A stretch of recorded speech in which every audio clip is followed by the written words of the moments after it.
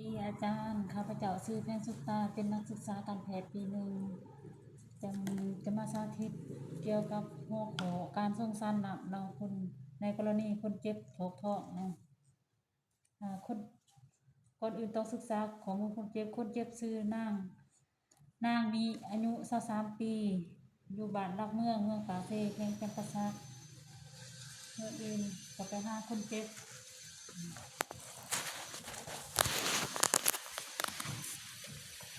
สบายดีคนเจ็บซื้อยังน้องชื่ออายุจักน้องนี่ปีแล้วบ้านเมืองแพงเด้จุดประส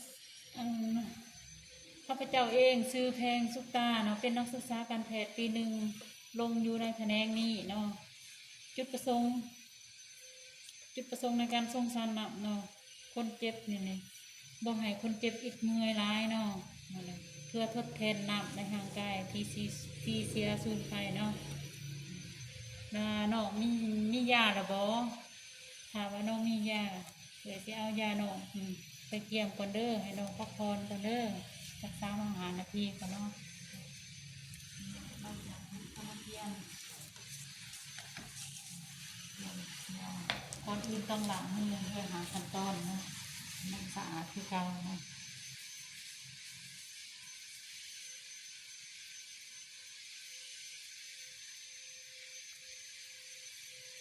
จากนั้นเราก็มาเกี่ยมอุปกรณ์เขาจะมีอยู่สำลีเปียกและสำลีแห้งเนาะแล้วก็ผ้าห้องเพนของคนเจ็บแล้วก็ทรายฮัดนะกันน้ำที่เขาจะใส่น้ำให้คนเจ็บแล้วก็เข้มแล้วก็แป้งงดแล้วก็กระถาดแล้วก็ซ้ำมะพร้าว1 ใบถุงมือเนาะหลังจากหันเขาก็มาใส่ถุงมือ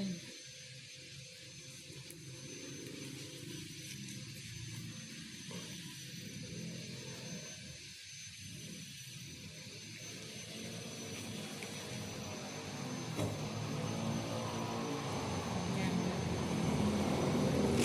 ก่อนอื่นครับก่อนที่ใส่หนังให้คนเจ็บเนาะเราต้องเบิ่งวันหมดอายุวันที่ผลิตเนาะแต่ก็ใส่หนังคือกันเส้นเดียวนี่สำลีเปียกและสำลีแห้งเนาะสำลีเปียกคือเขาใส่หนักเรา70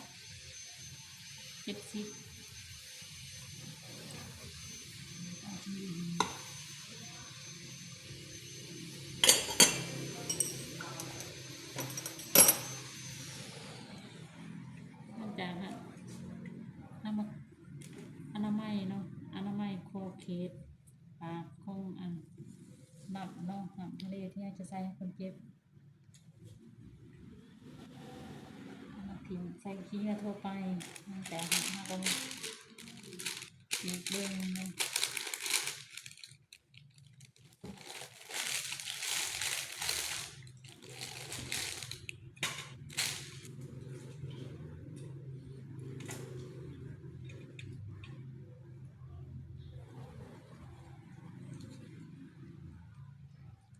ก่อนอื่นเขาสิใส่หนับให้คนเจ็บเขาต้องได้ดึงลูกจิกขึ้นมาถึงเนาะเพื่อบ่ให้คนเจ็บปล่อยหนับตามใจเนาะจากนั้นก็บิดลูกหล่อลงเนาะเอาเพื่อให้มันแน่นจากนั้น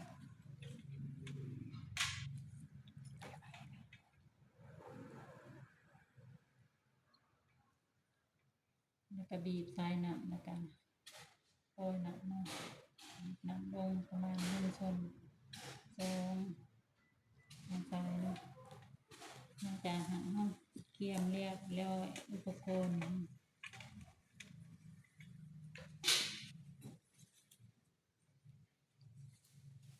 นะคะเอาฮับไปหาคนเจ็บ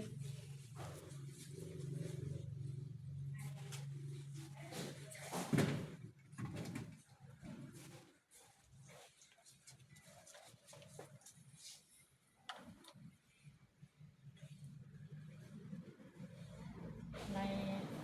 ไล่หนักเนาะเพื่อนปล่อยงานทางว่ามีอาการมันแต่เขา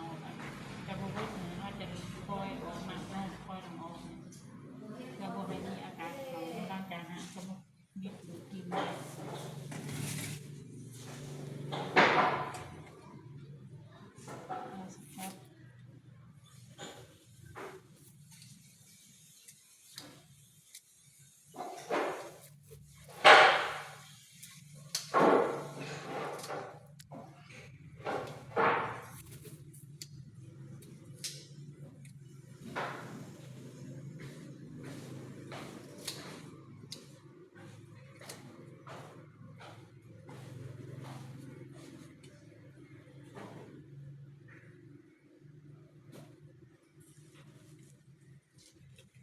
ก่อนเขาสิใส่น้ำให้คนเจ็บเขาต้องได้เบิ่งเอกสารของคนเจ็บแล้วก็น้ำที่เขาจะปล่อยจากหยอดเนาะกรณีถอดถอกนี่เขาจะปล่อยอยู่24หยอด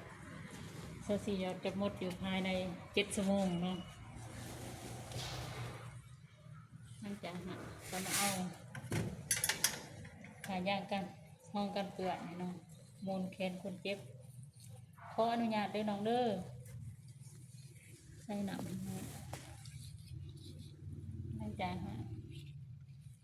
แล้วก็มาเอายางฮัดแขนของคนเจ็บให้คนเจ็บก่อนเขาจะอันนั้นแทงน้ำให้คนเจ็บให้คนเจ็บกำนิ้วโป้งเขาเนาะเอาไปฮัดเอายางฮัด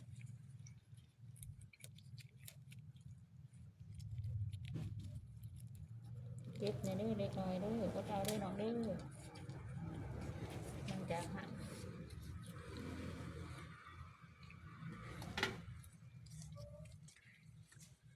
อนามัยสำลีเปียกเนาะจะก่อนเสียอนามัยให้เบิ่งบนเส้นเลือดใหญ่เนาะถ้าว่าเส้นเลือดขอดเขาจะแทงบ่ได้เนาะเพราะว่าอย่าบ่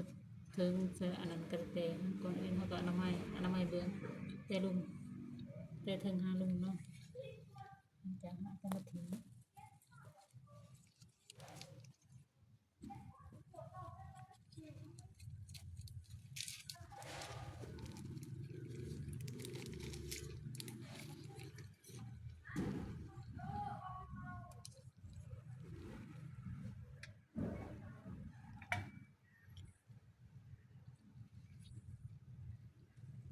ก่อนสิแทงคนเจ็บมันต้องได้เบิ่งและบ่ให้แทงบอลโคเกินไปและบอลที่คนเจ็บถนัดหรือว่าคนเจ็บใส่แห้งเบิ่งใดต่อจะกรณีว่าคนเจ็บใส่แห้งเบิ่งครัวอาจจะแทงเบิ่งซ้ายถ้าว่าคนเจ็บใส่แห้งเบิ่งซ้ายอาจจะแทงเบิ่งครัวเนาะต้องได้จับเข็มนี้เนาะนั่นจังต้องแทงเอาแทงแล้วแหละเฮามาถอยอันนั้นเข็มออกเนาะน้อยนึงว่ามีเลือดขึ้นบ่น้ำเข็มนี่เนาะถ้าว่ามีเลือดขึ้นเฮาก็ตูดเขาน้อยนึงเนาะตูดทีละน้อยแล้วก็ดึงเข็มออกเนาะหลังจากหั่นแล้ว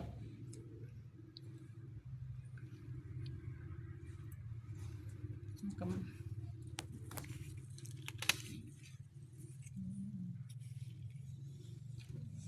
สกัดต้องปิดสกัด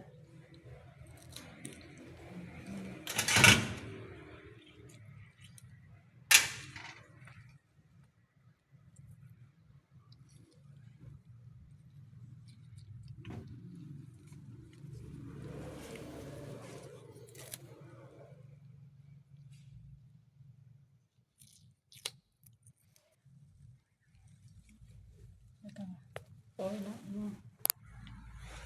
ปล่อยว่าหนักมันไหลดีบ่หนักมันลงบ่ถ้าว่าหนักมันลงมันจะย่อยปอกๆเนาะถ้าว่าหนักมันบ่ลงหรือว่าเส้นเลือดมันแตกมันจะฟูขึ้นเอาบนแขนคนเจ็บนี่เนาะนั่นจะหันแล้วเนาะนั่นจะหันแล้วแทงแล้วเรียบร้อยแล้วเปิดน้ำเรียบร้อยแล้วก็มาปิดใหม่ส่วน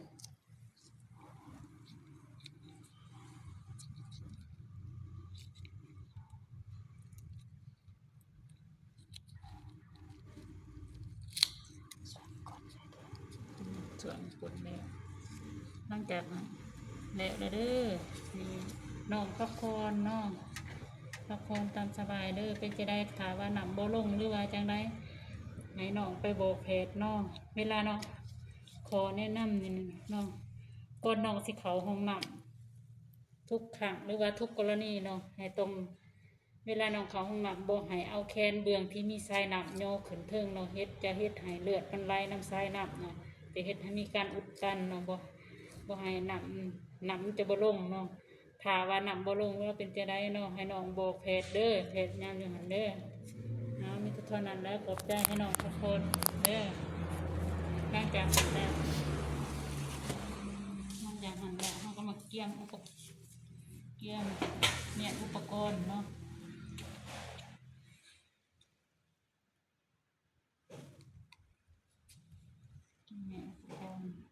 ขี้ยาติดเสือเขาก็จะทิ้งใช้ขี้ยาติดเสือเนาะเค็มต่างๆเนาะ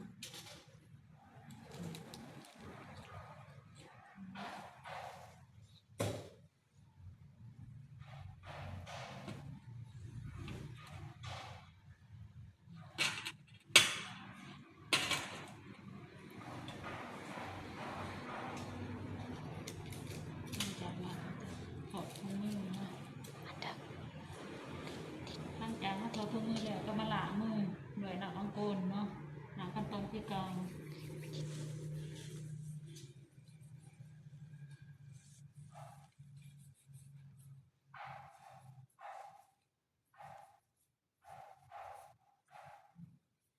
หลังจากเราล้างมือแล้วเรามาบันทึกใส่เอกสารของคนเจ็บ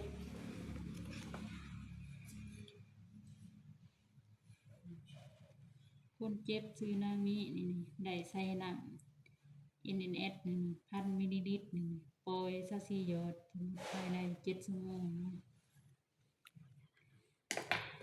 การสงสารหนักแน่นเพียงหมดเพียงเท่านี้ก็ขอบใจ